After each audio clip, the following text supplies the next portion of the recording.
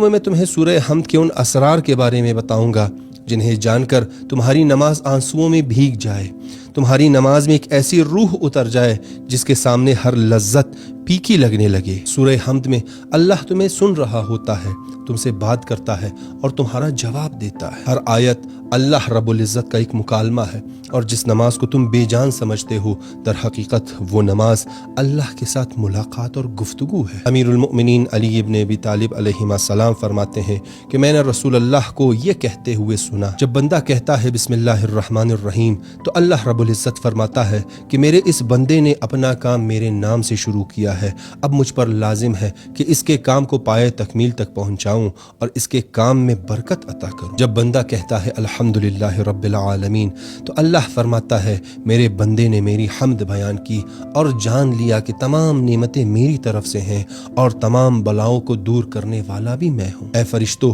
گواہ رہنا کہ میں نے اس بندے کے لیے آخرت کی نعمتیں بھی مقرر کر دی ہیں اور آخرت کی بلائیں بھی اس سے دور کر دوں گا۔ جب وہ کہتا ہے الرحمن الرحیم تو اللہ فرماتا ہے کہ اس نے میری رحمت عامہ اور خاصہ دونوں کا ذکر کیا ہے۔ اے فرشتوں، گواہ رہنا کہ میں اس پر اپنی رحمت بے حساب نازل کر دوں گا۔ جب وہ کہتا ہے مالک یوم الدین تو اللہ فرماتا ہے کہ اس نے اعتراف کیا ہے کہ روز جزا کا مالک میں ہوں۔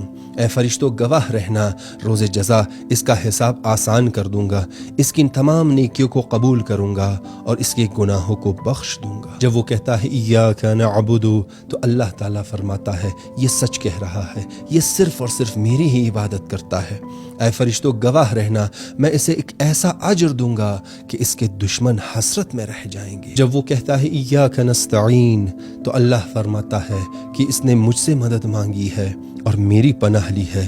اے فرشتوں، گواہ رہنا یہ جب بھی مجھے مدد کے لیے پکارے گا میں ضرور اس کی مدد کروں گا اور سختیوں میں اس کی فریاد کو پہنچوں گا۔ اور جب وہ کہتا ہے اہدنا الصراط المستقیم صراط الذین انعمت علیہم غیر المغضوب علیہم ولا الضالین تو اللہ تعالیٰ فرماتا ہے میں نے اپنے بندے کو وہ عطا کیا جس کا اس نے سوال کیا، اور اب وہ جو کچھ بھی چاہے گا اور جس چیز کی آرزو کرے گا میں اسے عطا کر دوں گا، اور جس چیز سے بھی ڈرے گا میں اس چیز سے اسے امن میں رکھوں گا۔ اے اللہ کے نماز گزار بندے، تم خود دیکھ لو کہ اگر ان باتوں کو مد نظر رکھ کر انسان اللہ سے گفتگو کرے، انسان اللہ کی بارگاہ میں نماز میں کھڑا ہو تو نماز میں ایک عجیب روحانیت اور ایک عجیب لذت پیدا ہوگی۔ اس ویڈیو کو دوسروں کے ساتھ ضرور شیئر کریں، ہو سکتا ہے آپ کے شیئر کرنے سے کسی کی نماز میں ایک نئی روح اور نئی تازگی پیدا ہو جائے۔